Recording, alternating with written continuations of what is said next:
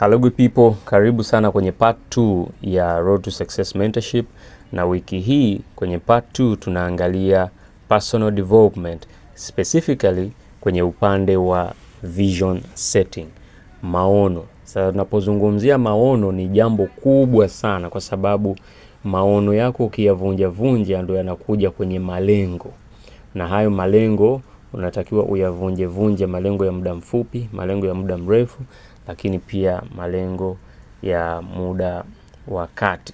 Kwa hiyo vision ni yale maono yako. Sasa maono yanaweza yakawa maono ya maisha yako, your vision, your life vision.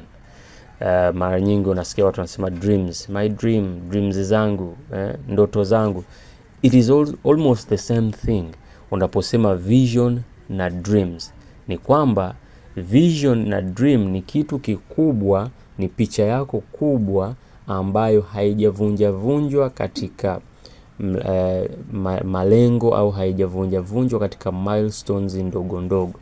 Sasa ili uweze kutengeneza vision, kwa sababu vision inakusaidia kukuongezea hamasa, na ndio maana kwenye part hii au somo hili tutajikita sana kwenye vision board, create vision board.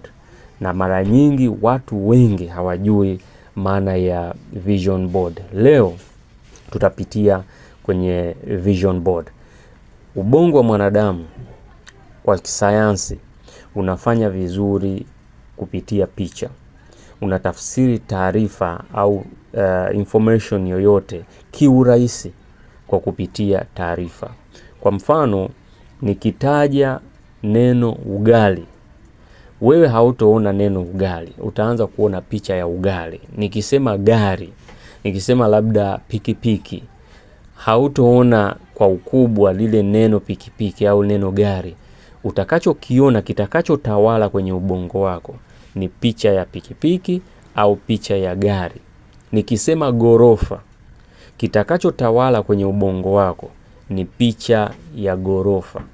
Nikisema safari, kusafiri, kitakachotawala kwenye ubongo wako ni picha ya ndege au picha ya basi au mtu amebeba begi anasafiri. Kwa hiyo ubongo wetu unatafsiri vitu vingi kwa ubora au kwa weledi kwa kupitia picha. And that is why vision board ni muhimu sana kama kweli unataka maono yako yaweze kutimia. So tutakachokifanya, hatua ya kwanza kabisa, utaandika vitu ambavyo unatamani, vitu ambavyo vipo kwenye ndoto yako au vipo kwenye maono yako. Maana yake maono, we are talking about life, na naangalia dreams, naangalia ndoto zako za maisha. Kwa hiyo angalia vile vitu vikubwa ambavyo unatamani viwepo kwenye maisha yako. Kama ni fedha, ni usafiri, ni kusafiri, ni afya, tafuta picha. Ingia kwenye internet au sehemu yoyote ambayo unaweza ukapata picha inayoleta taswira ya hayo maono, na ikatekate vizuri, iprinti vizuri, alafu tafuta sehemu kwenye ukuta wako, kama chumbani, au kama una chumba kimoja basi tumia ukuta mmoja, au kama unaweza ukatenga sehemu, lakini iwe sehemu ambayo unaiona mara kwa mara. Iwe sehemu ambapo kila wakati ukiamka macho yako yanapiga pale. Ukiwa kabla kwenda kulala macho yako yanaona ile sehemu. Hiyo itakuwa vision board yako. Sasa wengine wanachukua kabisa ile board ya soft board na anaiweka kama vision board. Kwa hiyo hizi picha anazibandika kwa kutumia pini. Mwingine anazibandika kwa kutumia gundi, glue. Kwa hiyo wewe chochote ambacho unakiweza, tumia hicho.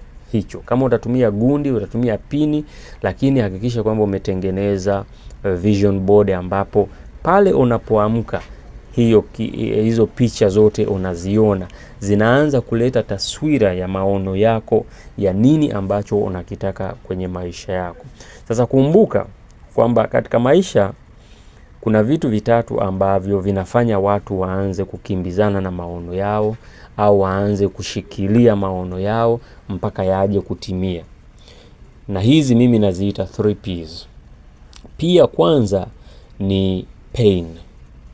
Maumivu yatakufanya uanze kukimbizana, uanze kutafuta njia zozote za kuweza kutimiza malengo yako na hatimaye ndoto zako au maono yako.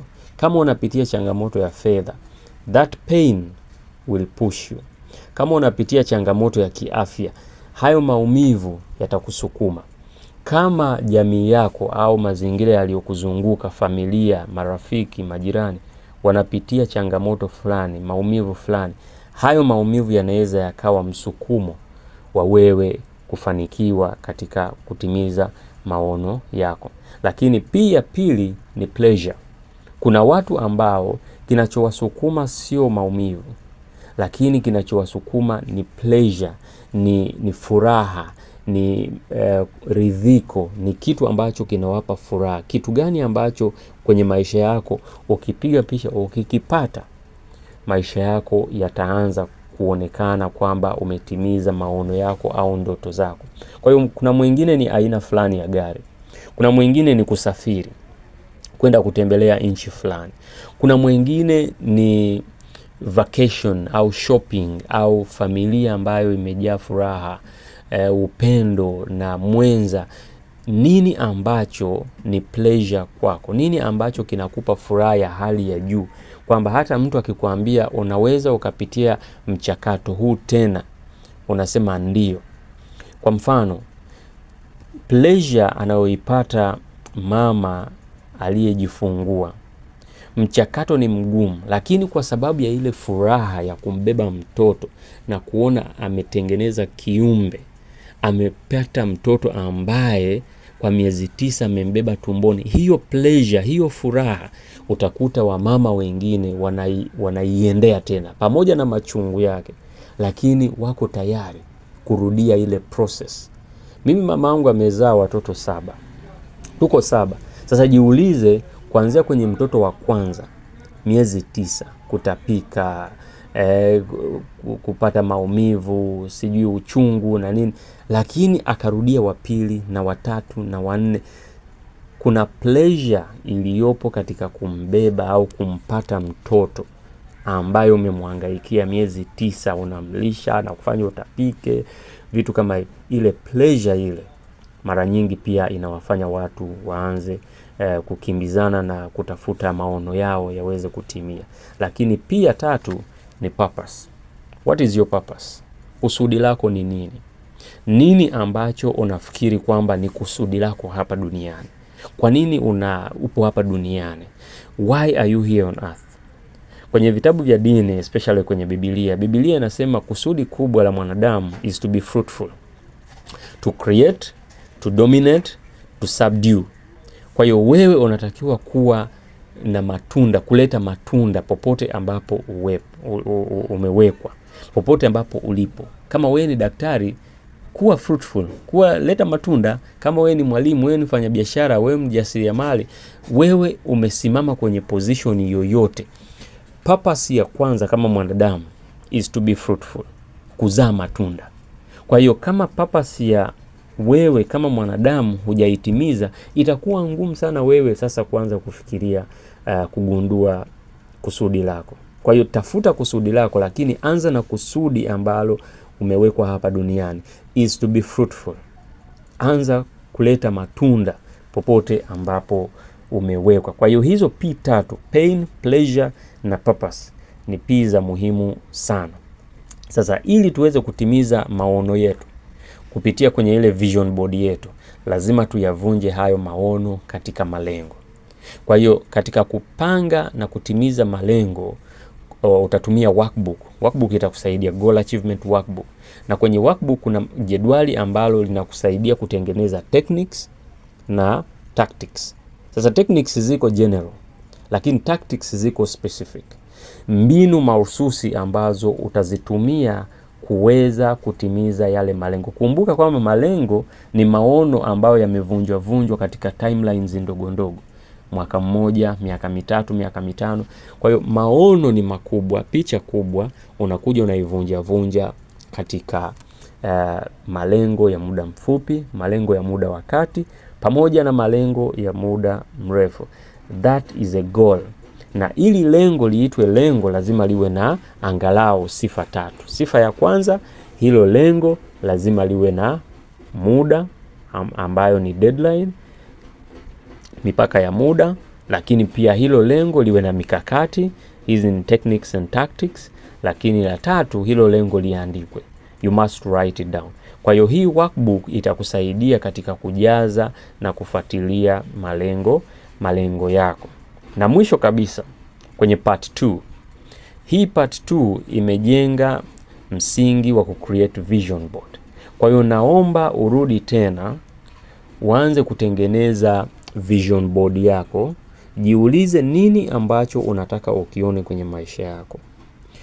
Picha yoyote ambayo inaleta taswira ya kile unachokitaka kwenye maisha yako, ichukue hiyo picha, bandika kwenye vision board yako. Itakusaidia kuongeza motisha katika kupambana na mchakato wa kufikia maono yako. Mimi naitwa Rodrick Nabe. I wish you all the best na nikutakie kila laheri katika mchakato wa kutengeneza hii vision board. Kama hujasikiliza part 1, nenda katafute part 1, lakini pia hakikisha kwamba unasikiliza na unaangalia part 2, part 3, part 4 na zile parts zote 12 zinazokuja. I wish you all the best and as always, kumbuka kwamba mafanikio ni mchakato. Success is a process. Unaweza kutufuatilia kwenye mitandao ya Instagram na Facebook kwa jina la Road to Success TZ, lakini na kualika ufuatilie website yetu ya www.roadtosuccess.or.tz. Be blessed.